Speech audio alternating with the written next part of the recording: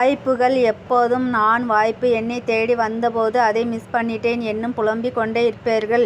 நீங்கள் கூட அதை சொல்லியிருக்கலாம். வாய்ப்பு வந்தபோது அதை நாம் பயன்படுத்தி கொள்ளவில்லை. வாய்ப்புகள் எப்போதும் அழைப்பிதழ் கொடுத்துவிட்டு நம்மிடம் வருவதில்லை.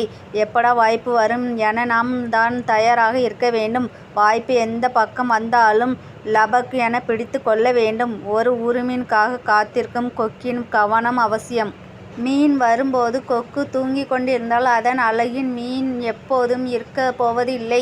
உங்கள் அலட்சியம் எதில் இருக்கிறது என்பதை முதலில் அறிந்து கொள்ளுங்கள். நடிப்பு, பாட்டு, இலக்கியம், விஞ்ஞானம், மருத்துவம் என எதில் வேண்டுமானாலும் ஆர்வம் இருக்கலாம். அந்த துறையில் எவ்வளவு கற்க முடியுமோ அவ்வளவு கற்றுக்கொள்ளுங்கள்.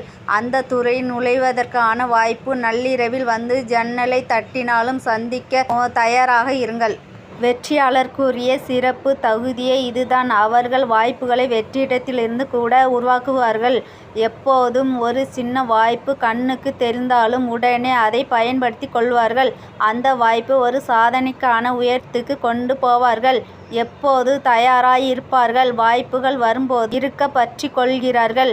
வாய்ப்புகள் எப்படி இடம் பொருள் ஏவல் பார்த்து வராதோ அதேபோல வயதை பார்த்தும் வருவதில்லை. எந்த வயதிலும் உங்களுக்கான வாய்ப்பு வரலாம். மிக சின்ன வயதிலே கூட வரலாம். அதெல்லாம் அப்புறம் பார்த்துக்கலாம் என நல்ல வாய்ப்புகளை ஒதுக்கிவிட்டால் பிறகு அதற்காக வருத்தப்படவும் நேரிடலாம்.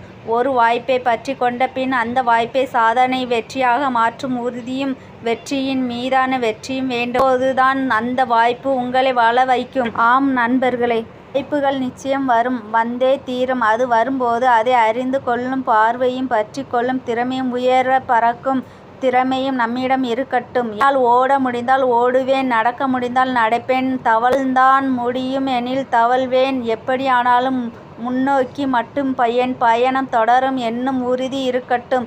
அப்புறம் என்ன? வெற்றிகள் உங்கள் வசம். வாய்ப்புகள் கதவை தட்டும். பிடித்து கொண்டால் வெற்றி எட்டும்.